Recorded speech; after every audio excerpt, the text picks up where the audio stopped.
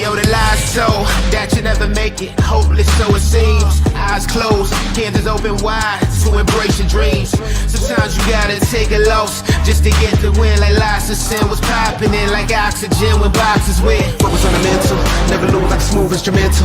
Better choose on the move in a pinto. Choose when I get to, never lose move on the move, but it's simple. Never give up and we running it maybe. We just keep winning, we conquering daily. Envision and pay me, it's never this way. We indigenous, maybe we winning this crazy. Your opportunity, your opportunity, your opportunity, this your opportunity, your opportunity, your opportunity, your opportunity, this your opportunity, your opportunity, your opportunity, your opportunity, this your opportunity, your opportunity, your opportunity. Yes. Welcome one, welcome all, ladies and gentlemen. It is the Lion Villain Report. I am your host, Russell Wayne. And how are you all doing? I needed my music today. I needed to get myself into a mental headspace right now. And here we are broadcasting live into the Lions Villain Squad Facebook page. We have 53,000. I don't know if we're going to cross over to 54,000 during this show right here. And our awesome network of villains that are out there. Actually, I'm checking that right now to see if we have crossed over 54,000. I wanted to see how close we are. Oh, it's so close.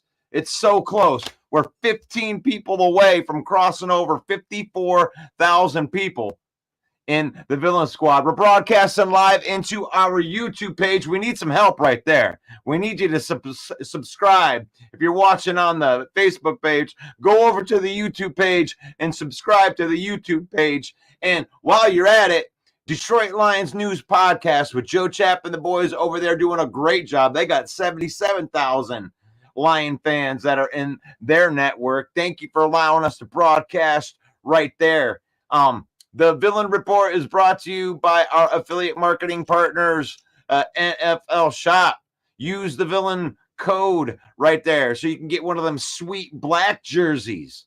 Get one of them sweet black jerseys right there, Jahmyr Gibbs style, because I believe that they are going to be wearing those black jerseys on Monday Night Football. They've been teasing that. I don't know if they're going to do that, but I want to say hello to my compadres in here. What's up, Henry Gray? Good morning to Lions family and the Villain Squad. One pride. Fred Peterson in the house. Good morning. It's a great day to be a Lion. It's always a great day to be a Lion fan. Davey, good morning. One pride. It takes more. Good morning to all. Yes. And here's one of my favorite ones right there. Dwayne, let's go Lions. One pride. King of the North Division. Let's put it up. Let's put it up. Boom. King of the North Division. Just like Dwayne says right there, the King of the North. Next man up for the job. And right there, and if you don't know already, it's at Lions Villain Squad. If you're looking for the YouTube page, I hear that the interactive commenting in there is also better on the YouTube. So there you go. Is Ragnow injured and out? Yes, he did have a partially torn pectoral muscle. And that is considered day-to-day, week-to-week. To me, with the bye coming up after this next Monday's game, I say you move Graham Glasgow into center, bring in Awasika, and let Frank Ragnow rest that so we can have him for the long haul. You know, let him rest up. I mean, he's probably going to be in a position where they're going to be a game time decision with Ragnow. And with the bye coming up, it's like, let's just go out there. Why don't they just go into it knowing, see if Frank can go. But, I mean, if he can go, he's going to go. But, you know, as a precaution, to me, I would think if you got Graham Glasgow who can switch in and be the center, he's an okay center. I mean, we're definitely going to have to change the game plan a little bit right there, having him out. But it's a big game coming up on Monday night. I'm not sure if Frank Ragnow's willing to miss it. But, you know, if it were up to me, I would say rest him. It's a long season. You know, let him heal up the best that it can go. I mean, next man up's been the mentality, right? Good morning, Villains. What's up, Paul Jones? What's up, Brian? David, what's up? David's in the house. Share this out, Villains. That's what Paul Jones says. We're going to try to get this network and get it big, full of villains. You know, and the bigger this network goes, you know, Mike and I want to do some good with this page. This isn't all about, you know, Lion fanboy stuff right here. We want to be able to use this page for good. And we are all Lion fans. We're going to stay up with all the current news. That's just kind of what we do. But we want to be able to do stuff like this and support my wife's page. And my wife is an advocate for autism awareness. And we've actually developed our STARS program. If you comment using STARS, you're going to be helping my wife get resources out to parents that have children with special needs. So my wife's doing all the good stuff out there. She's looking to be a resource for mothers that are, you know, especially in the Genesee County area. She shares out resources and stuff like that. So if you comment with STARS, just know that you're going to be supporting my wife's page, and I appreciate that. And she is an advocate for autism awareness. I have a 5-year-old son that I'm going to get off the bus here in a minute right there. So thank you for saying that. Share that out to the villain. It isn't all about just the Lions football, even though it is. It's PFF Tuesday, baby. It's PFF Tuesday. It's PFF Tuesday, and we're going to look at all the nerdy stats, and that's why we got Jeremy Ballrick in here. Ragnow gets a 99.9 8.9 with a torn pec. Now, Jeremy and I, we're big into all the nerdy stats. We love the nerdy stats. And talking more about, the injury situation, it's been next man up, guys. We've known this. That's why we love the depth of our team. I said at the beginning of the season that I believe that from 1 to 69, that I think this is the best roster in the NFL from 1 to 69. And it's going to get tested. It did get tested. No Alex Anzalone. Linebackers played out of this world. Great. Ben Neiman came in for a couple. That's a Jeremy Ballwright guy. Ben Neiman. Like, we got next man up mentality. Oh my God. Davenport's out for the whole season. What are we going to do? We have depth. You drafted Josh Paschal in the second round. He's going to get a shot. You're going to get a shot to step up. No, don't go out and overreact right now. You don't need to go spend a bunch of money on some outside guys. Don't worry about it. The guys that have been here and practicing, it's the next man up. I believe that. What do you think about that? Do you believe that too? Elise Memes, the queen of memes, is in the house. She says, "Good morning, villains. I'm feeling like such a homer for this team today. It's a great day to be a Lions fan." And thank you. My wife is amazing. She is amazing. And, I'll be damned if I'm just going to be on a football page here, just homering football all day. We're going to do some good. We're going to do some good in the world. And we have some things, some irons in the fire. Getting some sponsorship. So you can go in that spot that says NFL Shop. If you have a business, hit us up. Hit us up in the messenger. There's a good opportunity this year. There's a lot of Lion fans that are out there. And we're trying to reach as many people as possible. Jeremy Ballreich says, Frank Ragnow, my vote for the toughest SOB in the NFL. The guy he'd play with one arm. He'd take his arm off and hit the other team with it. Frank Ragnow, Frank the Tank. That's why that was my jersey. I got to get my jersey for this year. It was Frank the Tank. Because he embodies the identity of this team. He embodies that. The grit. The whole never back down. Joseph says that the PFF grades make no sense at times. The grades don't match the eyeball test. The methodology is flawed. I don't agree with that. I think that the PFF grades tell a story, but they don't tell the whole story. I think that the PFF can be used as kind of like seasoning. After you've looked at it, then you can look at the PFF grades and see where some of these things are.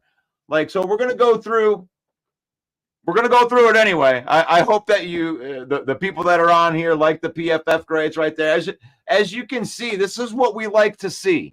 This is where we know that the offense is running well. When the top players, you got Penei Sewell, and this is just overall offense right here.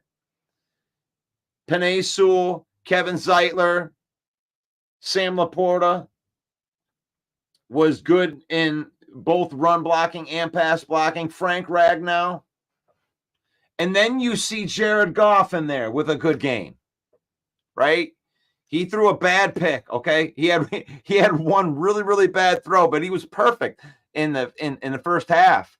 It was 14 for 14.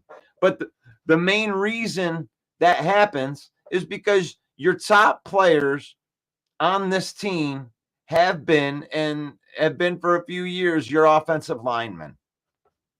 And when your offensive linemen are playing good, wow, it goes to show that the rest of the people are going to do well too. Even Taylor Decker had a good game. I mean, really, when you're over 65, Like 65 is right as that like average play according to PFF.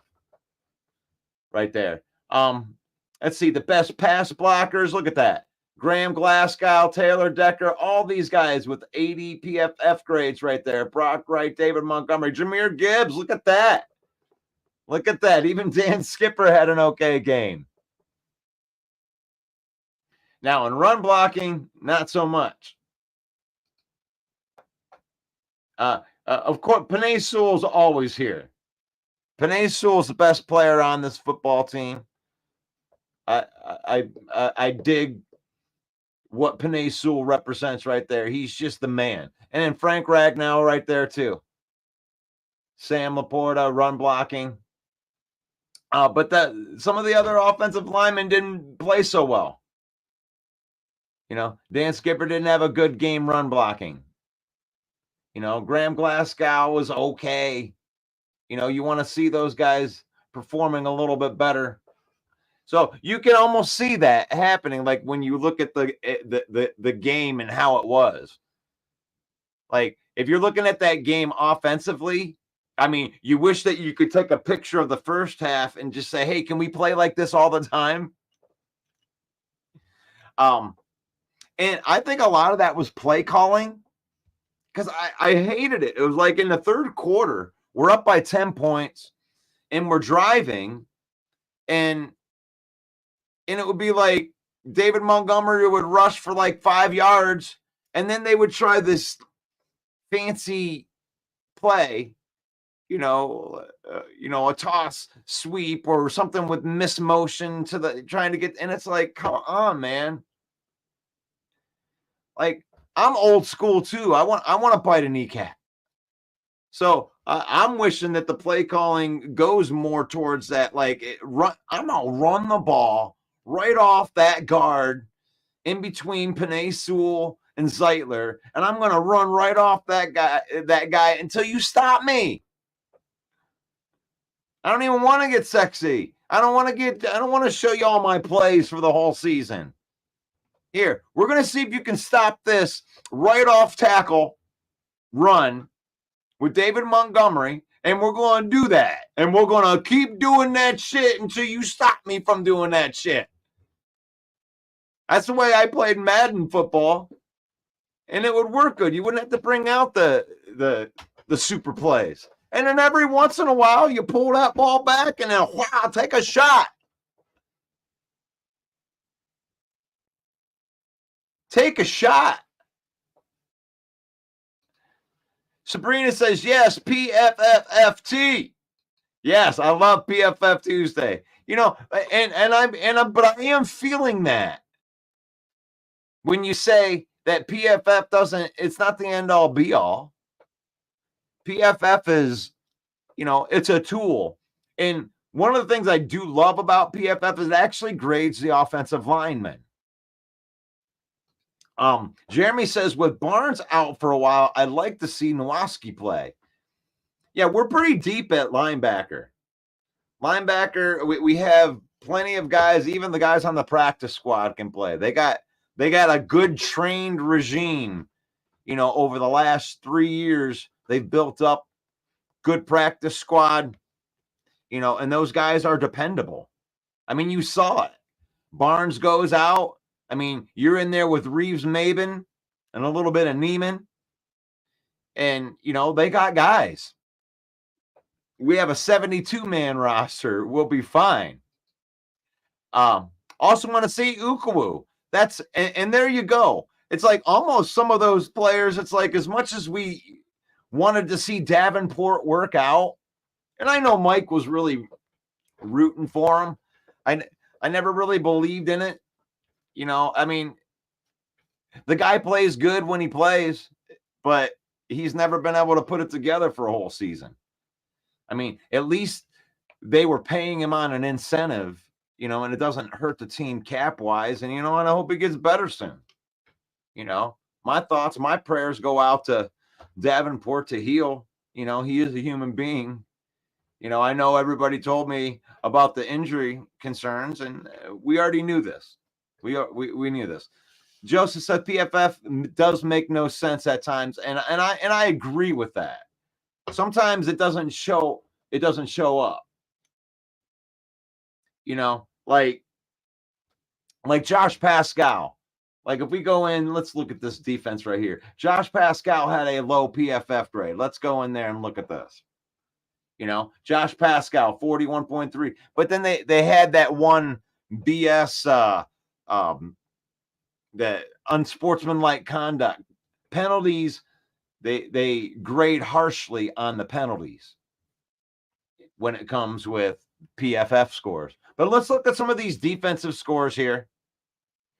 And no doubt Aiden Hutchinson's up there on that defensive score. And the thing is like he was, with 6 hurries, and he had a sack and a hit. Honestly, I thought that his PFF score was going to be in the 90s. So this is where I can side with Joseph. I can side with Joseph because sometimes that make no sense. It looked like Aiden Hutchinson was living in the backfield. And there's a PFF grade of 82.2. And your pass rush grade, 83.3 for Hutchinson.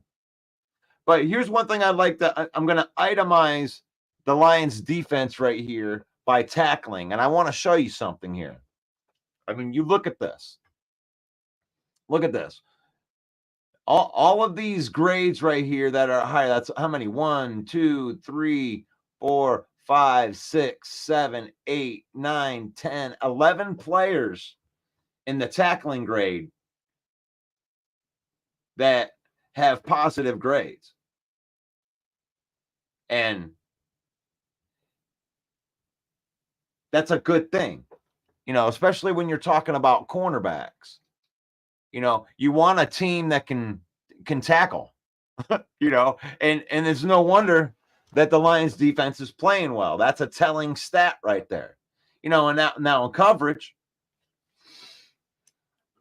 you're looking at these guys and those are kind of average. You want to see that be a little bit better, but the Lions are better in coverage. These are numbers that were constantly in the 50s, 40s last year. So when you got a team that's really good at getting to the quarterback, the secondary's got to get used to each other. And it seems like they continue to get better in the coverage. And pass rushing, I mean, I'm liking what I'm seeing from all of the pass rushers. It's like the Lions have a nice, healthy blend of pass rushers. Yeah, and some of these don't make that much sense, And the pass rushing, when you're looking at like Mekhi Wingo, he only gets a 57.3 pass rushing grade, but he had 2 hurries in the game. And I thought that he affected the game. That was a really good showing by Mekhi Wingo, getting 28 snaps. He got 23 shots at the quarterback. And Mekhi Wingo's got that he's a lighter defensive tackle, quote on or slash pass rusher.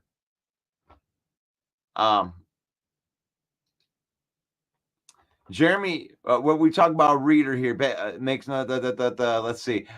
Larry says that I've said it since cans. We're loaded, and if we stay relatively healthy, we'll be fine. Injuries hit every team, but not every team is loaded. Yeah, the thing is like now you're on the second line of defense with your loaded team. So you don't want to suffer more. You don't want to go through more and more and more. Where the hell? Damn it. I lost my spot. How did Terrion rank so low when he didn't even miss a tackle? Yeah, I don't know. That don't make sense, does it? That don't make sense. Let's look at that. At Terry Arnold down here. Tackling. I mean, maybe he's in the wrong spot. I don't know. Maybe it's because of the touchdown that was given up to it. So I don't know. They don't like Terry Arnold yet. He was good in the run defense. It's like when you're in the 60s, that just reminds me, it's like, it's not looked at like, I don't look at it like a bad thing. Really, even in the 50s, it's like sometimes your day isn't, filled with excitement. Sometimes you're just in the right spot, but nothing really happened near you. And I think a lot of players fall in that category where it's like, they were in the right place, but it wasn't, they couldn't have affected the play. David said Davenport was a calculated risk. Fred Peterson says, I'm sick of hearing about Davenport and his injuries and how Brad Holmes is a dollar store GM. Brad builds through the draft and he gets a guy like Davenport to be the bridge players. He gets them on the cheap. So let's explore that part for a second.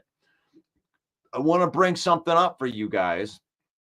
So let me I want to bring up the over the cap. Oh, come on. Don't give me a hard time here. And then let's explore this Davenport thing, because Davenport might just be playing, this whole thing plays right into Brad Holmes' scheme and how they want to do these things. So here's the salary cap thing. Let me bring it over here so I can see it here. Okay. Davenport. There you are. Marcus Davenport right here. So where he's getting the roster bonuses, where he's getting all his money, he's only getting $2.5 million in guaranteed money there. And then he got a signing bonus. So they paid him, $4.5 million, whatever, almost $5 million. And then he gets per game bonuses that he plays in at $850,000. And that's where he's going to get that. That's where he's going to get the bulk of that money. And that's a good calculated risk when it comes to what Brad Holmes did. Now, is it a calculated risk? Yes, it's a calculated risk, but we're not screwed now because of it. He got some upfront bonus money. He got some money right up front that didn't count as much against our cap. And then they gave him incentives to where he could earn. I mean, he could have earned up to like $15 million with us. I mean, why not? Get him in the incentive. Hey, if you play in 16 games and you can get that $850,000 every time, he could have had that's a nice little chunk of extra change right there, but he can't stay healthy. So he took the risk off of the table. So Brad Holmes deserves some credit for that. And here's the thing. He drafted, and to your point right there, the point that you just made is that you're building through the draft, just like Fred says here. You're building through the draft. Josh Pascal is the guy that you drafted in the second round to be the guy that Marcus Davenport is to you. So the question is do you believe in the development of Brad Holmes players?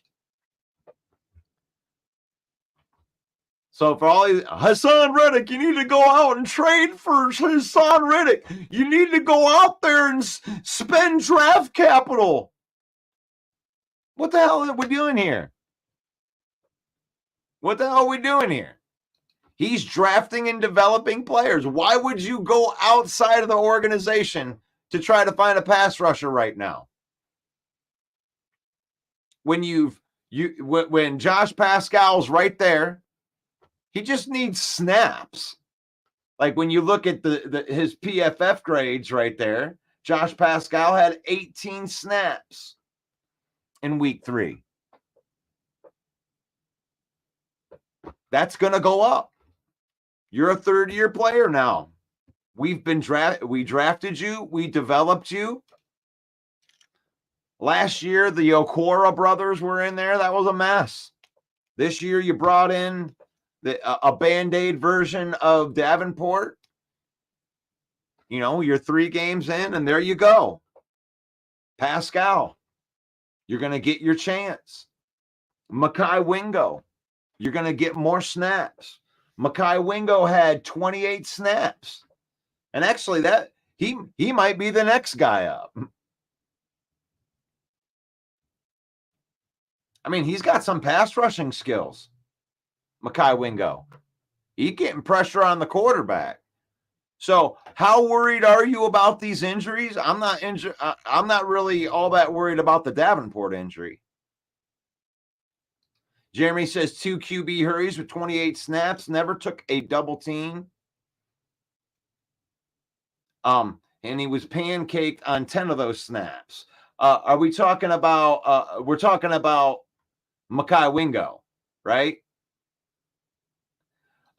Davenport also has more pressures, right, now than any other player that are paid 5 times his pay. Let's see where Davenport is. Davenport he didn't have any hurries and 1 tackle in the last game. And that's what I'm looking at, right? Oh, shit. Sorry, guys. I'm looking through here. I was just looking at that. Yeah, Mekhi Wingo had 28 snaps. And did he got pancaked? Oh, poor. Davenport got $6.5 million a year, and that's $3 million guaranteed. We also got Davenport cheap because he still had money to pay out on. But Pascal is not the guy. He hasn't fixed up his billing yet. Well, I don't know. They seem to like Pascal. And I think that they're going to bring up Ukwu. And, you know, all I can go by is like, I'm not going to pretend to be an expert on here. Like, I don't watch tape and look at bend or anything like that. I listen to what Dan Campbell says about the players. I listen to the tone of voice that he talks about these players with. And I think that they have the utmost confidence in the progression of the players. I think Josh Pascal is going to step into that spot, and at the very least, he's going to set the edge in the run defense. And you drafted him in the 2nd round. You want to see what Josh Pascal is going to do. Fred Peterson says, I heard another podcaster talking about trading next year's 1st-round pick for a DN. Shaking my head. We don't want another trade. It's not going to happen. I mean, the podcasters can talk about it all they want. But, you know, I'm not a football expert, but I am pretty good at reading people. And when I listen to how they speak, and this man right here does not put the high value on the free agency and the guys that you're going to pull in from outside the organization. Brad Holmes believes in drafting and developing. He believes, like what Jeremy says right here. Jeremy says, bring up Ukwu. And that's what they do. He's on the practice squad. Ukwu has more value to the Lions right now than any free agent or any acquisition that they could bring in from the outside.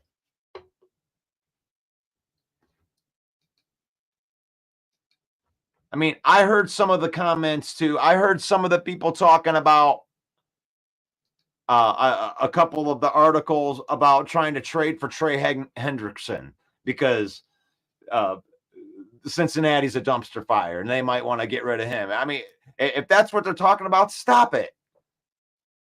Stop it. And if they did do that, you would like it. I think it would be a splash, very uncharacteristic of what I think the Lions are going to do, because that's where you save your money.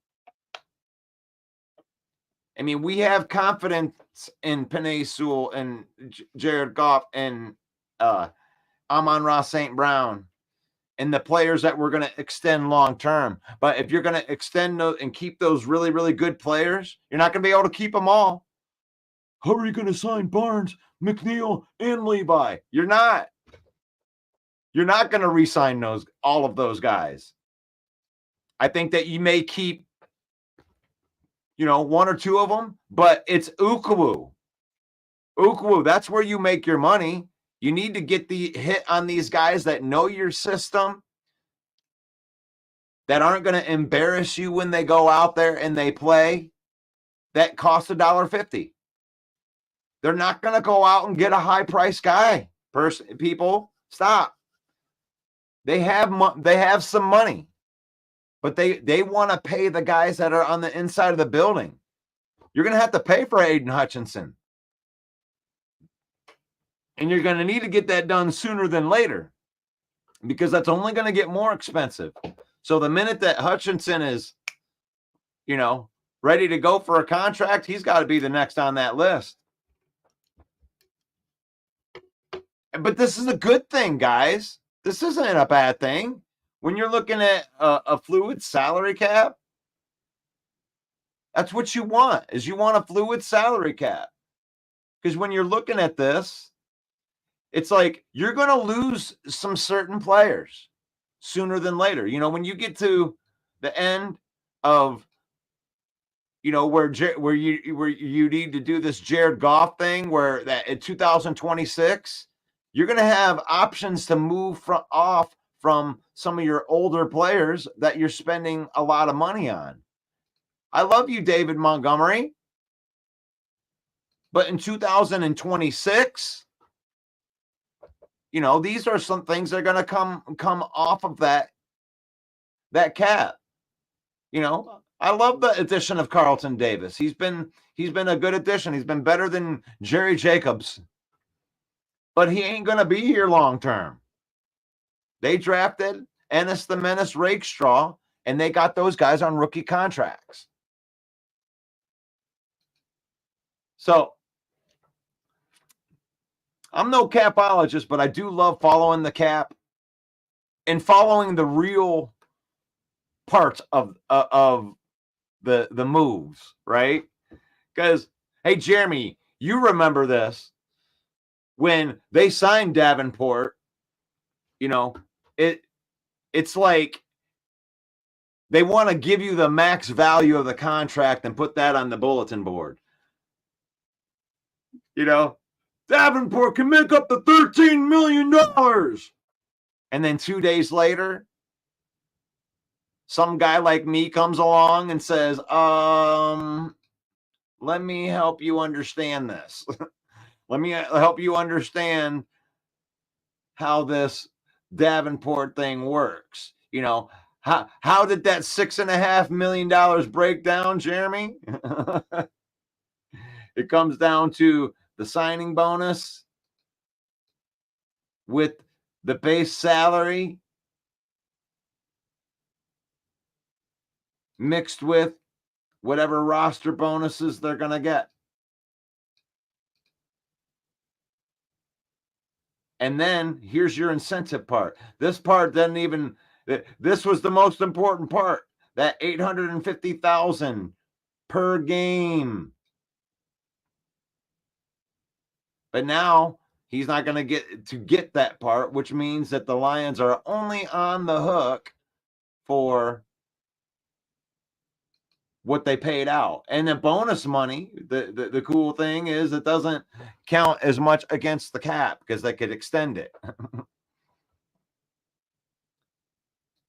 And we've had this, we've done this plenty of times. And the thing is, like, we're here to help. We're here to help in that way because what's the real of the real? And, you know, they can get that guaranteed money. And to me, it's a calculated risk. It didn't work. It didn't work. But if you can get Davenport production for the whole season, it was worth the risk. But what it did do is it bought Josh Pascal three more weeks of training and preparation. Because if you can see, you know, he didn't have a great PFF score last week, but in week 2, he was okay. Where'd you go, Mr. Pascal? He was more in the middle, right there. He didn't have a bad game. But here's the thing, you know, 13 snaps in week 1. Where are you at, Mr. Pascal? Maybe he didn't play. Okay, there you go. He had 22 snaps in the first game. Week 3, Pascal only played 18 snaps. And you know that most of the reason why they grade really hard in PFF on penalties. And Josh Pascal had that one on sportsmanlike conduct penalty. I think that really hurt his score, but he was pretty good in the last game. That they at least the coaching staff seemed like they were impressed with what Josh Pascal is bringing to the table in limited snaps. So he's going to get an uptick. He's going to get some more snaps. You know, Mekhi Wingo is going to get some more snaps. So you're developing these players. They'll probably bring somebody else up too. Jonathan says that they need to extend Hutchinson now. I don't think they're allowed to yet. I think that the minute that he's able to be, because this is what, his 3rd year, right? I think after this year, they're allowed to do that. I don't know. Help me on that, Jeremy. But I'm pretty sure that not Josh Pass, but Aiden Hutchinson, I don't think they're allowed to extend him yet. I think that they do have to go through 3 full years. Okay. Yep. So my memory served me correct. It's the 4th year. You can go in there, and I mean, the minute that can get done, I think the Lions are going to get it done. I think that's like going to be the biggest offseason thing. I think he will jump Aleem on that list. If Aleem can't get done this offseason, or not this offseason, but sometime during the season, which I don't see it. I think there's a chance, like, because it went into the season, and we're going to get to the end of the season, there's a chance that we could lose Aleem McNeil. There's a chance that we may lose Derek Barnes or Ifeatu Melifonwu. Aleem will get done. They're in talks still, but the last that I heard, they're not even close. Like, it's not even close with Aleem. And that's the thing. It's like the part where I'm starting to not believe in Aleem getting signed as much as that it went into the season, because this is Aleem's final year. So he's, you know, this is do or die for him. He's either going to get this contract. We got a little window at the end of the season in between to where we're allowed to sign our own players.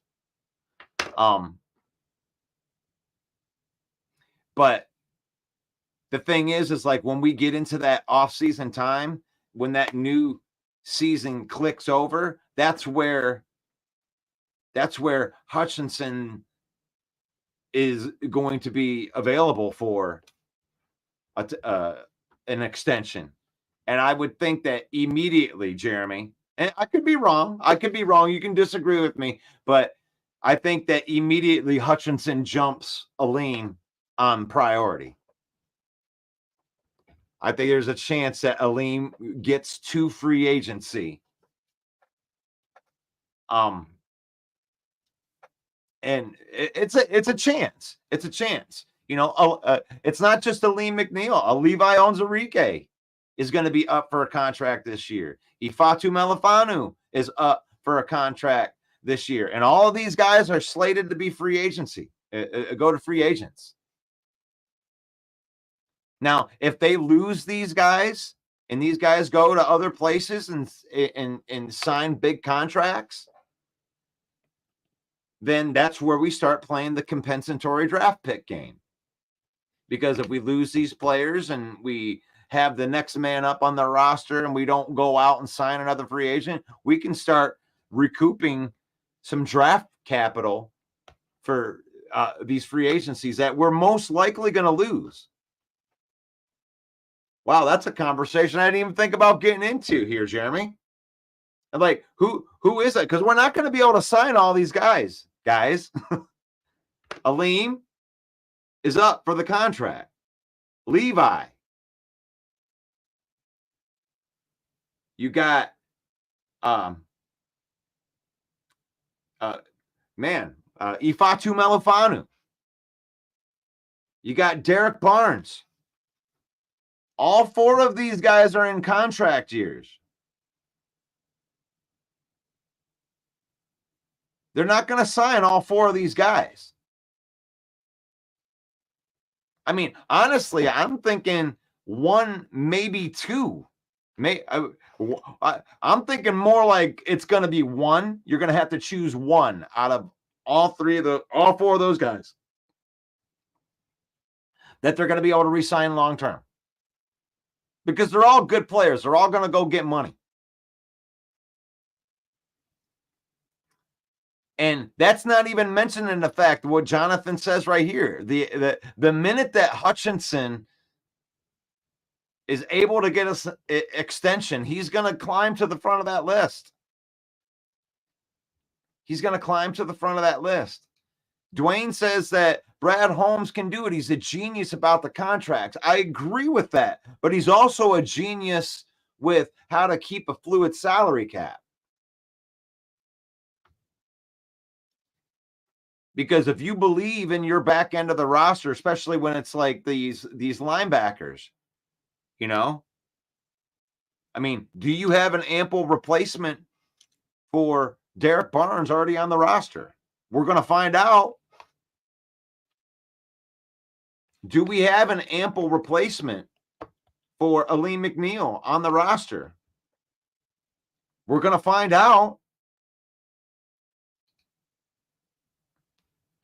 You know, here's Broderick Martin, right? You got DJ Reader for 2 years. Broderick Martin is on a $1.50 contract. Fluid salary cap, guys, is the replacement for the player on the team long term. If you believe in the development of your players, then the answer is yes. You got Mekhi Wingo. You got Broderick Martin. These are the next men up in the situation. And Broderick Martin looked great in preseason. He went on that Aleem McNeil diet, yoga and shit.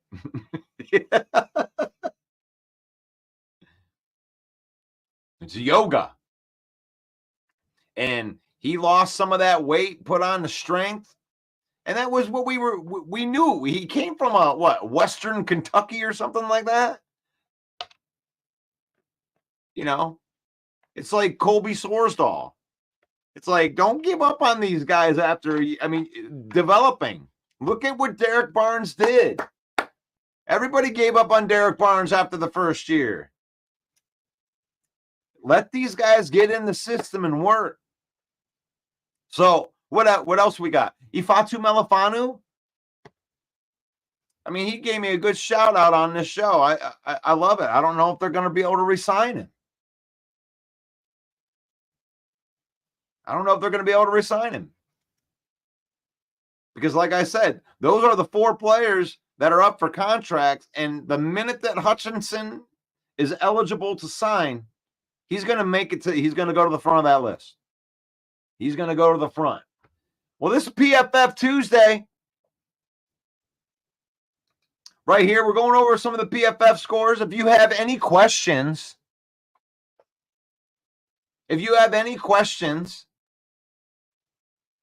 you know, you want me to look up somebody specifically, just let me know. I mean, I got them all right here. One of the things I love about this Lions defense is we got cornerbacks that can play the run. When I look at these PFF scores, it's like, look at that run. You got all these guys that can play the run, that can tackle. And that's without their best linebacker. This team's deep. You know, they suffered some injuries. That defense still only giving up 13 points.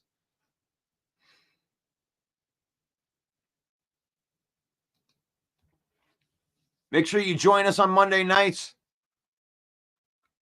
for the Main Event Football Show with Main Event Mike. Subscribe to the YouTube channel. We're trying to grow that thing. Jump on over there to the YouTube channel. Hit that subscribe button. This show's brought to you by the NFL shop right down there at the bottom. You can use that QR code and support the page by getting one of them fancy jerseys. And where are you, Sam Laporta? They haven't used Sam Laporta that much, but the thing is that's okay. Run the ball. Use the strength of your team. Because when I look at those scores, this is exactly where you want your scores to be. The highest scores are your best players. Penei Sewell, Zeitler, Ragnow, Decker, and then even Graham Glasgow with an 86.8 pass blocking grade. Your best players are your offensive linemen. And when your offensive linemen are being your best players, that's why Jared Goff gets to get in there all nice and cozy. Nice score. Nice score for him. He had one bad pass. He had one bad pass. And it's like, what are you going to do? I mean, I love our fan base. Our fan base crucifies this guy on a bad game. And when he plays good, they give credit to everybody else. It's a thankless job being a pocket quarterback that reads defenses in the NFL. Poor guy. But it's PFF Tuesday. Broadcasting live into the 53,000 person network of the Facebook page.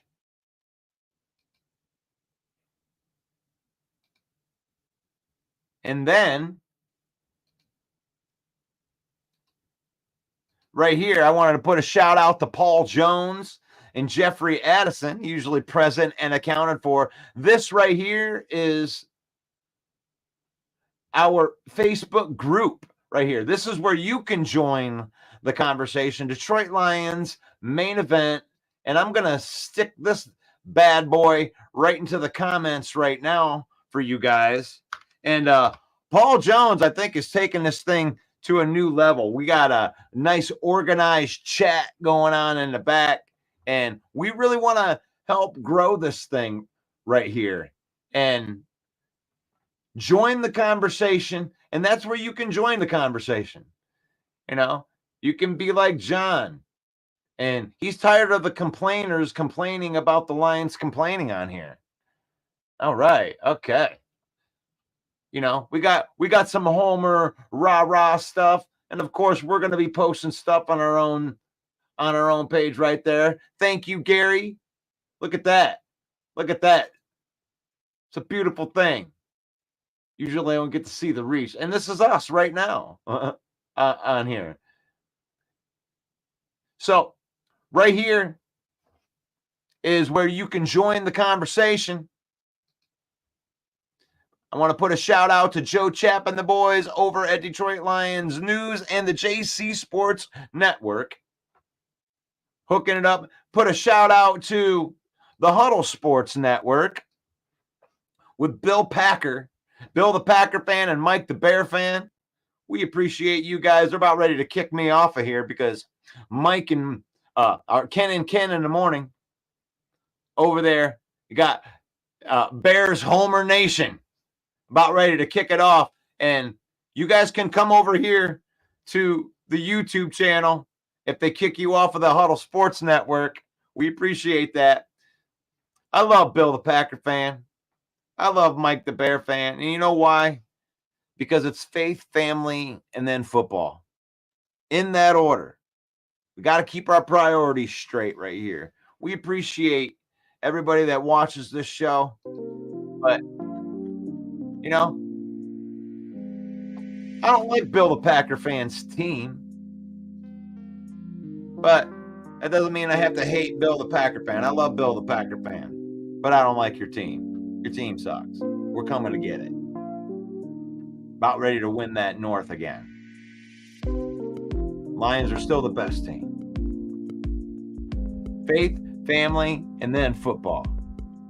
In that order. We use football to create memories. We use football to spend time with our family. We don't let football use us. And may the Lord bless you. May the Lord keep you. And may the Lord shine his face upon you until we meet again. Lion Villain Report. God bless. Peace out. Hey, yo, the lies so that you never make it. Hopeless, so it seems. Eyes closed, canvas open wide to embrace your dreams. Sometimes you gotta take a loss just to get the win. Like lots of sin was popping in like oxygen when boxes wet. Focus on the mental, never lose like a smooth instrumental. Better choose on the move in a pinto. Choose what I get to, never lose move on the move, but it's simple. Never give up and we won it and maybe we just keep winning, we conquering daily. Envision and pay me, it's never the sway me. Indigenous, maybe we winning this crazy. Your opportunity, your opportunity, your opportunity, this your opportunity, your opportunity, your opportunity, your opportunity, this your opportunity, your opportunity.